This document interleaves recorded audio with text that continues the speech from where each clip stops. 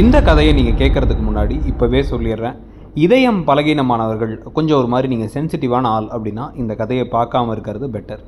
So இப்போ வந்து பார்த்தீங்கன்னா இனியா அப்படின்னு ஒரு குழந்தை இருக்குது. அப்பா அம்மா 2 பேருமே வந்து ஒர்க் ஃப்ரம் ஹோம் பண்ணிகிட்ருக்காங்க, ஒரே பிஸியாக இருப்பாங்க. இந்த குழந்தை வந்து பார்த்திங்க அப்படின்னா 4 வயது குழந்தை.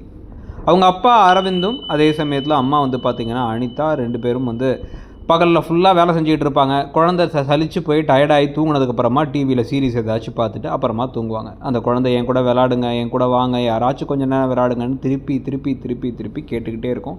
ஆனால் யாரும் அது கூட டைமே ஸ்பெண்ட் பண்ண மாட்டாங்க. கிடைக்கிற நேரத்தை எனக்கு ஒரு கதை சொல்லுங்களேன், என் கூட விளாடுங்களேன் அப்படின்னு ஒன்றா கேட்கும். ஆனால் யாரும் கேட்கவும் மாட்டாங்க.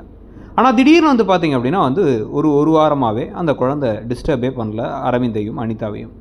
இனியா வரவே இல்லைங்கிறதுனால சந்தோஷமாக அவங்க வேலையெல்லாம் செஞ்சுட்டு இருந்தாங்க கொஞ்ச நாள்.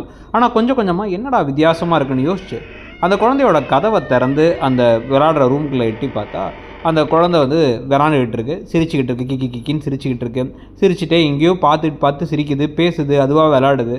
யாரை பார்த்து சிரிக்குது, என்ன விளாடுது, ஐயோ புள்ள பாவம், நம்ம கூட டைம் ஸ்பெண்ட் பண்ணாதனால அதுவாக பார்த்து சிரிக்க ஆரம்பிச்சிருச்சே அப்படின்ட்டு அது கிட்டக்க போயிட்டு, யார் கூட கண்ணா விளாடுற அப்படின்னு கேட்டால், என் ஃப்ரெண்டு, அவனுக்கு 7 வயசு, அவன் கூட தான் விளாண்டுக்கிட்டு இருக்கேன், அவன் நல்லா விளாடுவான், அவனுக்கு உங்கள் 2 பேர்த்த கூட ரொம்ப பிடிக்கும்னு சொன்னான், அவனுக்கு வந்து ரொம்ப ஸ்வீட்டு அப்படி இப்படிலாம் பேசிகிட்டு இருந்த உடனே இவங்க டக்குன்னு ஐயோ குழந்தை பாவம் அப்படின்ட்டு, யார் கண்ணாது அப்படின்னு கேட்டால் இனியன் அப்படின்னு சொல்லி அப்படியே இவங்க 2 பேரும் ஷாக் ஆகிடுறாங்க. ஒருத்தர் முகத்தை ஒருத்தர் பார்த்துக்கிறாங்க.